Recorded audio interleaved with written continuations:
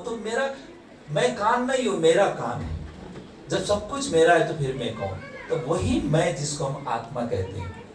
इसी तरीके से जब हम आत्मा है तो आत्मा ही जन्म मरण के चक्र में आती है। लेकिन आत्मा को जिस तरह से शरीर को जन्म देने वाले माँ बाप होता है, उसी तरह से इस शरीर को चलाने वाली जो आत्मा है, उस आत्मा का पिता है परमात्मा।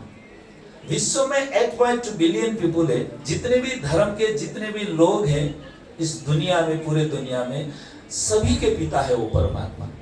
इसलिए सभी ने उनको कहा है, गीता में कहा है कि वो अजन्मा है, वो कभी जन्मता नहीं। जो जन्मता नहीं वो क्या नहीं करता, क्या नहीं होता है उसका, वो मरता नहीं, उसका शरीर नहीं होता है।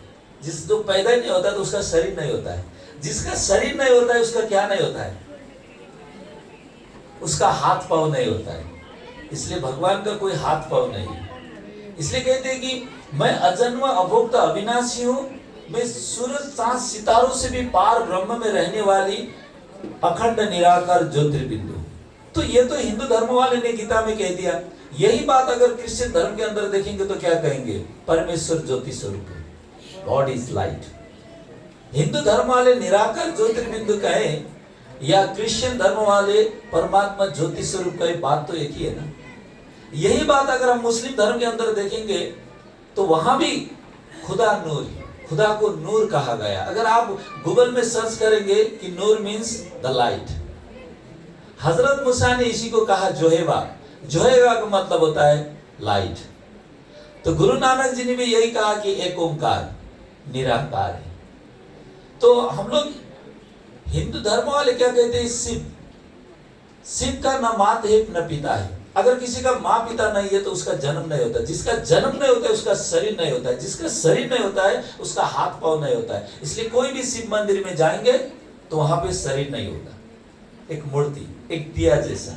इसलिए कहते हैं शिव न तो स्त्रीलिंग, शिव न तो पुल्लिंग, शिव ज्योतिर्लिंग कहते हैं। तो वही शिव है, वही निराकार है, वही लाइट है, वही ज्योति है जो हम सभी आत्माओं का पिता है। तो वो पिता अभी आ चुका है। तो आकर के हम सभी को ये बता रहे हैं कि बच्चे आप शरीर नहीं हो, इस शरीर में रहने वाले आप आत्मा हो। आपने कई जन्म देहभान में आकर के आपने कर्म को बिगाड़ा। अब कर्म को बिगाड़ा या नहीं बिगाड़ा ये कैसे पता चलेगा? मेरे पास कर्म अच्छा है कि बुरा है कैसे पता चलेगा? हम अगर अपने बचपन को देखेंगे तो पता चल जाएगा। अगर मैं किस घर में पैदा हुआ था, मेरा माँ बाप संपन्नशाली थे तो समझ लेना आपने पूर्व जन्म में अच्छा कर्म किया था। अगर आपकी माँ बाप गरीब कुल में है तो समझ लेना चाहिए कि मैंने धन को सदुपयोग नहीं किया था। अगर